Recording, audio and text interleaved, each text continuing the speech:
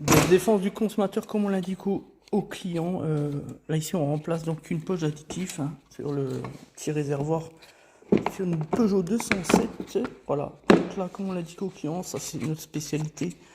Alors pour les petits malins, les petits détracteurs, on pourrait penser que c'est juste bah oui, une poche à remettre comme à l'hôpital, juste un enclip ici, etc. On repose, on reclipe les trois vis, là il est 3/4 de tour, clac, clac, clac, et puis fini. Sauf que c'est pas vraiment que ça. La meilleure preuve, c'est que combien de prestataires en sont venus à remplacer ce type de poche ou même faire des remplissages, ça dépend le type de stratégie sur les véhicules PSA, puisque c'est un brevet PSA, on le sait.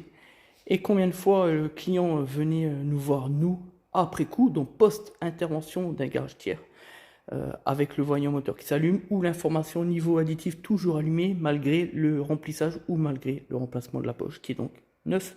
C'est ça la différence entre eux et nous.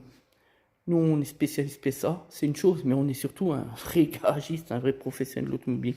Et quand on fait une intervention, on peut se tromper. Mais en tout cas, on avertit, on communique avec le client. Parce que le client, à partir du moment où il sort de notre atelier, il sait, il est au courant de tout. Donc soit ça marche, ce qui est le cas dans 99,9% des cas. Et si ça devait ne pas marcher, il le sait. Alors que combien de fois on a eu des clients, on vient de le dire, qui font de ce type de réparation, et puis ils viennent d'expliquer au client, oui, ne vous inquiétez pas, c'est le voyant, mais il va s'éteindre, il faut rouler, rouler. Du grand n'importe quoi. Il n'y a pas de stratégie de roulage. Il n'y a pas d'histoire de laisser sur route pour effacer un défaut. Si on a une anomalie, putain, le soleil, il me fait chier. Si on a une anomalie sur la fonction additivation, il faut gérer ça avec l'outil diagnostic. Ça ne va pas s'effacer par l'opération de Saint-Esprit.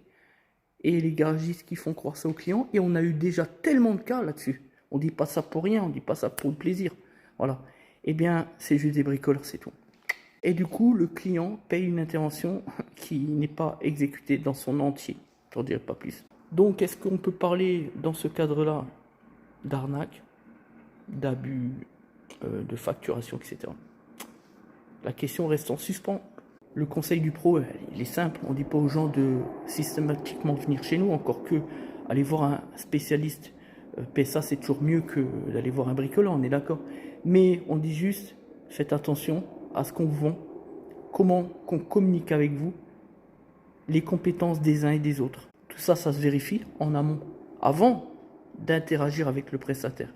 On l'a tellement expliqué. En d'autres termes, on ne dit pas qu'on est les plus beaux ni les plus forts, on dit juste qu'on se bat le matin, le midi et le soir pour nos consommateurs. Et que quand le client vient chez nous, il est toujours satisfait.